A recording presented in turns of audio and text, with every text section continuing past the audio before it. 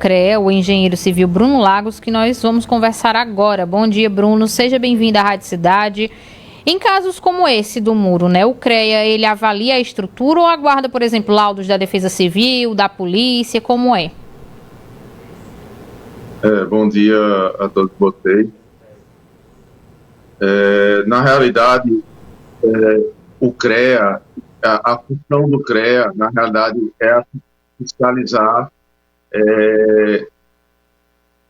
o exercício ilegal da profissão.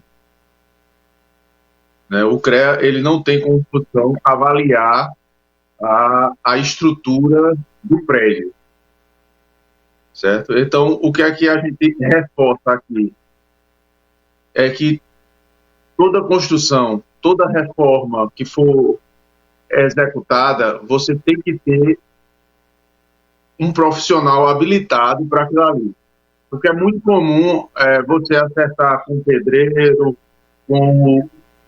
diretamente com o mestre de obras, né? Muitas vezes querendo baratear a obra, mas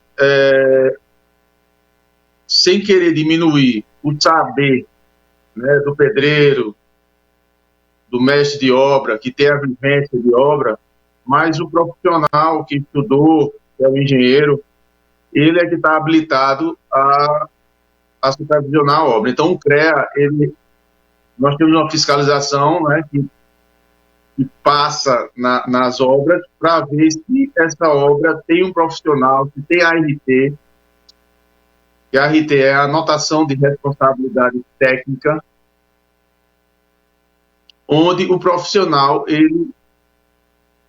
a partir do momento que ele tira a ART, ele fica responsável por aquela obra, inclusive criminalmente.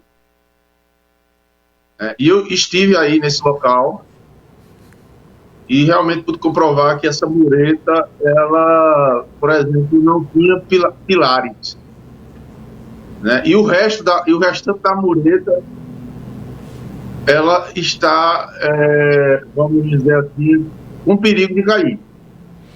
Bruno, você inclusive falou... eu vi lá uma sinalização, acho que foi colocada pela Defesa Civil, mas é interessante resolver essa situação.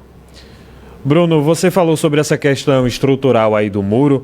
Eu queria que você falasse também quais são os principais erros que as pessoas cometem na hora de construir um muro ou uma outra coisa, né, digamos assim. Quais são esses erros que são possíveis de identificar? O principal erro que eu vou mais uma vez frisar é não contratar um engenheiro, porque na realidade o pessoal pensa, vai encarecer a obra. Na realidade, quando você está contratando um engenheiro, você vai ter uma economia e você vai ter segurança, né? Porque aí um dos erros, por exemplo, fazer um muro desse, é comum você ver não colocar pilar, né? E os pilares, eles servem justamente para fazer a amarração da alvenaria. Outro erro comum é quando você não tem um engenheiro na obra, é você fazer um pilar ou uma viga subdimensionada, ou seja, com uma quantidade de ferros menor do que a necessária para combater os esforços, né? Que, no caso do pilar, combater o esforço cortante, e no caso da viga, o momento fletor. Então, quer dizer, quando o pedreiro está fazendo aquilo ali, ele não sabe, ele faz pela vivência dele, mas ele não sabe a função daquele ferro, né? Ele não sabe, por exemplo, que o estribo, ele não serve apenas só para amarrar a ferragem. O estribo, ele tem uma função estrutural, que é combater o esforço cisalhante. Então, são essas questões técnicas que a gente vê a necessidade realmente de ter um engenheiro civil para não acontecer um desastre desse, né? Como aconteceu agora, como aconteceu em Recife agora, que uma marquise caiu e morreu o senhor, né? Que lá o caso era diferente, né? Era um prédio antigo, mas assim, a gente chama a atenção também para a questão da manutenção, da importância de se fazer manutenção, né? Porque as estruturas, elas envelhecem, então tem que ter manutenção. Ô Bruno, e você falou muito aí sobre essa questão de não ter o profissional adequado para fazer a obra, para planejar a estrutura. Isso é praticamente uma questão cultural na nossa região, de em vez de contratar um engenheiro civil, de contratar também o arquiteto, partir logo para o pedreiro, para o assistente dele, para o mestre de obras. Isso é uma questão cultural, exatamente. É uma questão...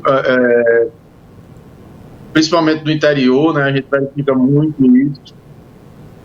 E a gente, nós do CREA, né, juntamente com o Paulo, você lembrou também o arquiteto também é um profissional que é habilitado a acompanhar as obras,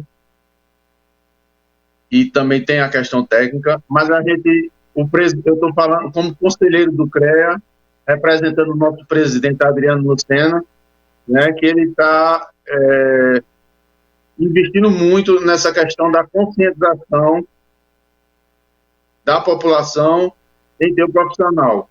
Né? Quando, por exemplo, quando você tem uma pessoa doente que vai precisar de uma cirurgia, você tem que procurar um médico. Né? Você não vai procurar uma pessoa um nutrólogo ou uma pessoa...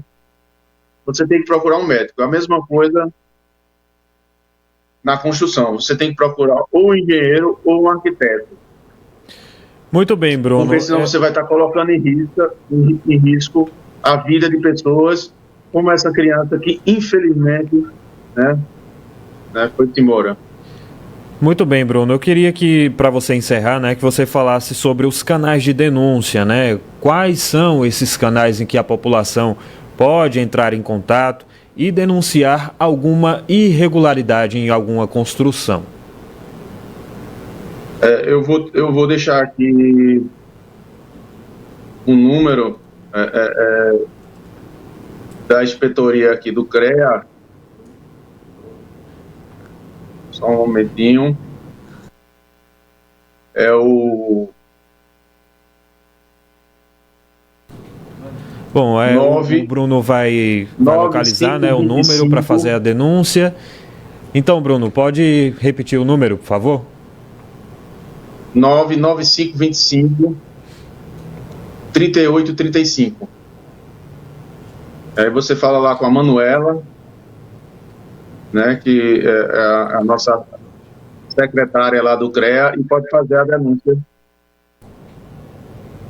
Ok, Perfeito. Bruno, a gente agradece demais a sua participação aqui, né, trazendo essas orientações de como as pessoas podem denunciar, né, e como identificar uma construção com algum tipo de irregularidade que causa um perigo danado, a exemplo do que a gente presenciou, infelizmente, né, na semana passada e tem noticiado aqui na Rádio Cidade. Eu aqui agradeço a oportunidade de vocês da Rádio Cidade e pelo espaço e também por promover essa conscientização, né? A partir do momento que a gente tem uma reportagem como essa, a gente está abrindo uma oportunidade para que a população perceba a importância de você ter um profissional habilitado na sua obra ou na sua reforma também.